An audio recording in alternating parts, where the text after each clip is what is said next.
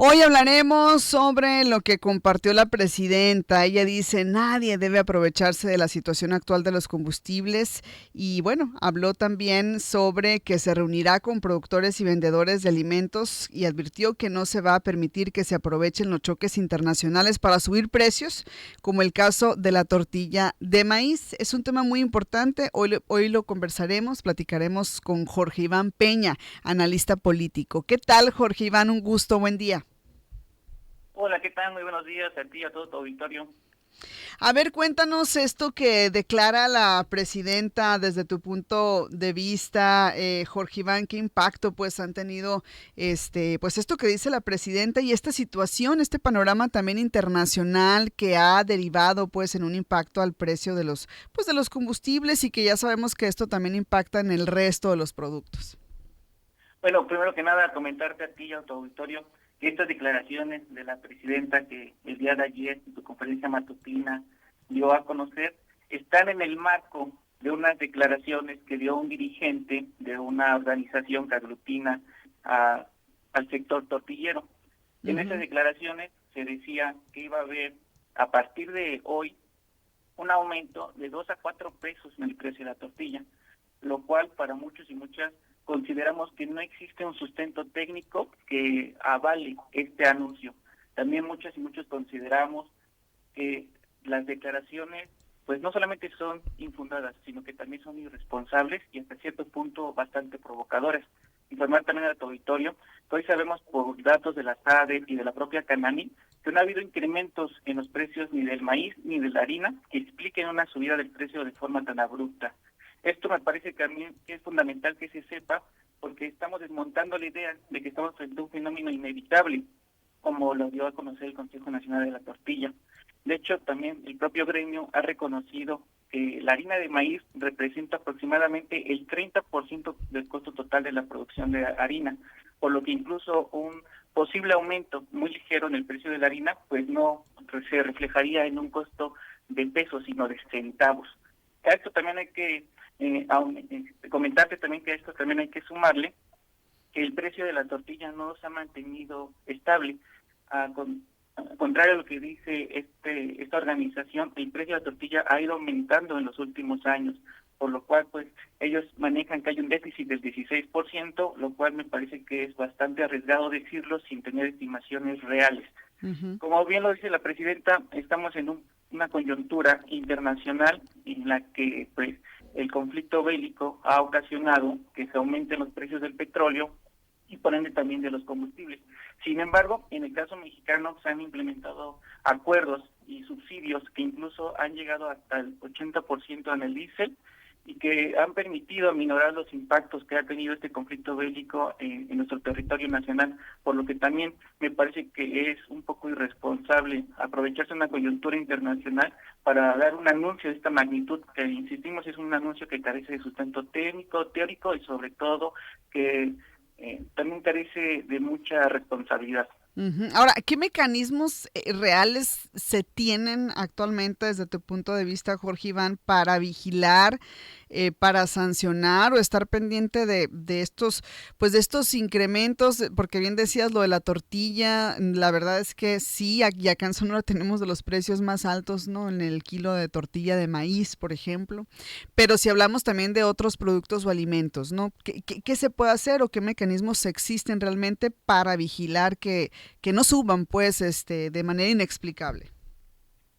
Fíjate que la presidenta de la República daba un ejemplo muy Ujú. interesante en su conferencia matutina el día de ayer.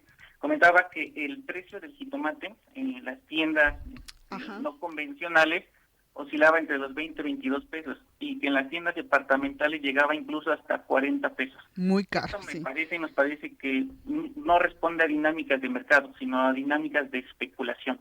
Ante estas dinámicas de Ujú. especulación existe la Procuraduría Federal del Consumidor, la Profeco, que es la encargada de vigilar que los precios no suban de manera abrupta y de manera injustificada.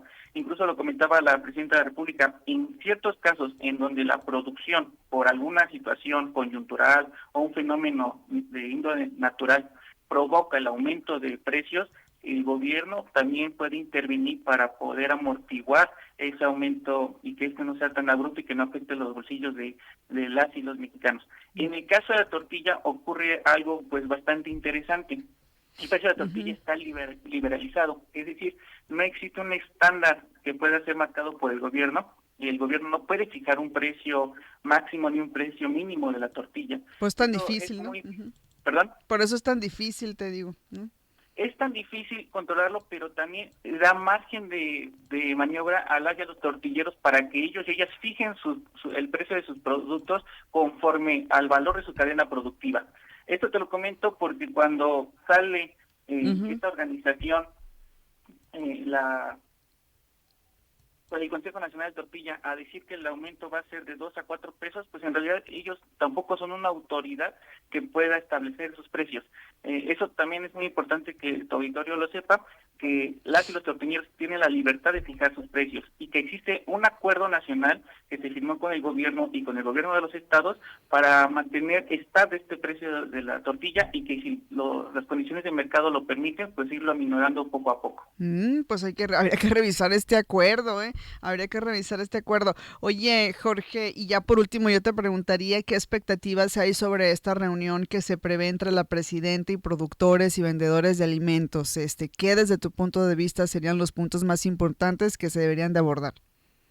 El día de hoy está anunciado esta reunión que van a tener algunos sectores productivos con la SADER y más adelante con la presidenta. Se van a evaluar los avances de este Acuerdo Nacional Maíz Tortilla que te comentaba, que busca estabilizar los precios de la tortilla, pero también ayer un dirigente de estas organizaciones comentaba que se le van a plantear a la presidenta algunas mejoras.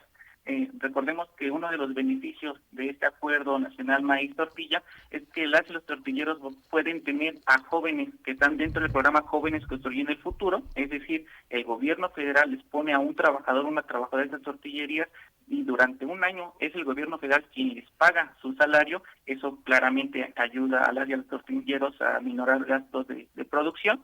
Otro de los beneficios es el precio de garantía que se tiene al maíz, pero es precisamente en este punto en el que las y los productores le van a plantear a la presidenta que haya o que existan mayores puntos de distribución de este grano, porque este ha sido como el conflicto. Si hay un precio de garantía a través de la producción de maíz que se vende a través de SADE, pero existen pocos puntos de distribución. Entonces, ese es uno de los puntos que se van a plantear.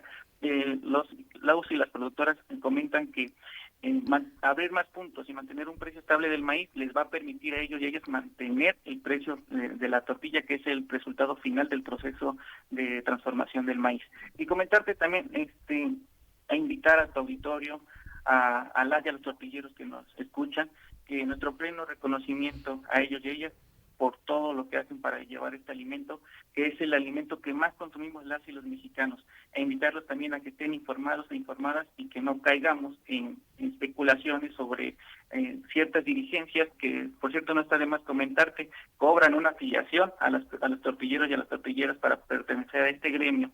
Entonces también comentarte y agradecerte el espacio y estamos a la disposición para poder comentar este y otros temas. Muy bien, Jorge Iván Peña, analista político, muchas gracias, un placer, un gusto tenerte por acá, buen día.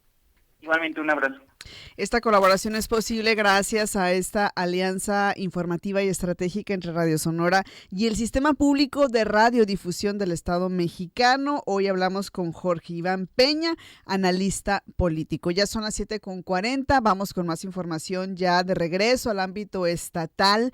Van a emitir convocatoria para la elección de la presidencia de la Comisión Estatal de Derechos Humanos. Aarón Araiza nos informa. El Congreso del Estado de Sonora emitirá este 15 de abril la convocatoria para la selección de titular de la Comisión Estatal de Derechos Humanos para el periodo 2026-2030 durante sesión de la Comisión de Justicia y Derechos Humanos. De acuerdo con el orden del día publicado en el sitio oficial del Congreso, la discusión de la convocatoria está programada a las 12:30 horas y será el único punto a tratar por dicha comisión. La convocatoria establece que las y los aspirantes deberán ser sonorenses por nacimiento, contar con al menos 3 años años de residencia en la entidad, además de acreditar trayectoria y especialización en materia de derechos humanos. Una vez aprobada en comisión, la convocatoria y periodo de registro estarán disponibles tras su discusión en el Pleno del Congreso, la cual se prevé para el jueves 16 de abril. Para Radio Sonora informó Aaron Araiza. Y Alejandra Almada nos presenta a continuación el resumen estatal. Resumen estatal. El gobernador Alfonso Durazo Montaño informó que Sonora registró un crecimiento en el empleo formal durante el primer trimestre de 2026, con la creación de 23.511 nuevos puestos. De acuerdo con el IMSS, el número de trabajadores asegurados pasó de 644,000 en enero a más de 667,000 en marzo. Los sectores de agricultura, ganadería y comercio impulsaron principalmente ese crecimiento y aportaron mayor estabilidad económica a las familias. La Secretaría de Salud Pública de Sonora llamó a la población a iniciar o completar la vacunación contra el sarampión, al ser la única forma efectiva de prevenir la enfermedad. La responsable estatal de vacunación, María Concepción Félix Lares, señaló que se requieren al menos 2 dosis de la vacuna triple o doble viral, según la Organización Mundial de la Salud. A diferencia de otros biológicos, esta vacuna puede evitar directamente el contagio. La Comisión Federal de Electricidad anunció un corte temporal de energía en el fraccionamiento Privadas del Rey, en Hermosillo, por trabajos de mejora en la infraestructura. La suspensión será el jueves 16 de abril de 2026, de 9 a 14 horas, con una duración aproximada de 5 horas. La CFE indicó que estas labores ayudarán a mejorar la calidad y continuidad del suministro. Para Radio Sonora informó Alejandra Almada.